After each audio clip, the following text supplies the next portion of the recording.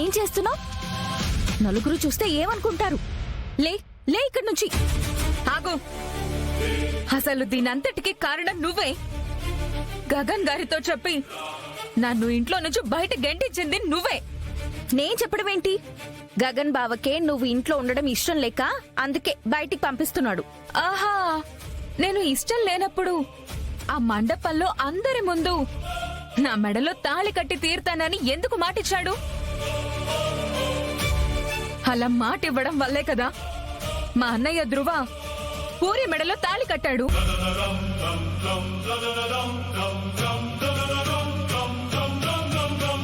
ఇప్పుడు అవసరం తీరిపోయిన తర్వాత నన్ను కూరలో కరివేపాకులో తీసి పారేస్తారా? నాకు న్యాయం జరిగేంత వరకు నేను ఇక్కడే కూర్చుంటాను. ఇప్పుడే మీడియా వాళ్ళకి ఫోన్ చేస్తాను. అందరూ వస్తారు. ఇక్కడ జరిగేదంతా మొత్తం కవర్ చేస్తారు. ఒక ఆడపిల్లకి అన్యాయం జరిగితే దాని ఫలితం ఎలా ఉంటుందో మీ అందరికీ చూపిస్తాను.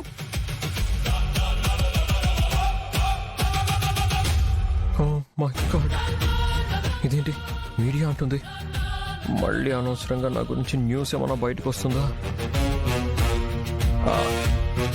ఏదైనా అటు ఇటు అయితే మళ్ళీ నాకు ప్రాబ్లం అవుతుంది కదా. ఏం చేద్దాం? నువ్వు లే ఇక్కడి నుంచి. అమ్మా ఏంటమ్మా ఇది? తారా ఏం మాట్లాడుతుంది? అమ్మా మీడియా వాళ్ళు వస్తే మీ గురించి, నా గురించి, మన ఫ్యామిలీ గురించి న్యూస్ హెడ్లైన్స్ లో రాస్తారు. అప్పుడు మన ఇంటి పరువు పోతుంది కదా. అప్పుడు ఏం చేద్దాం? అంటే నిజంగానే మీడియా వాళ్ళు వస్తారంటావా? అమ్మా ఫోన్ చేస్తే వస్తారు కదమ్మా. వాళ్ళకి న్యూసే కావాలి కదా.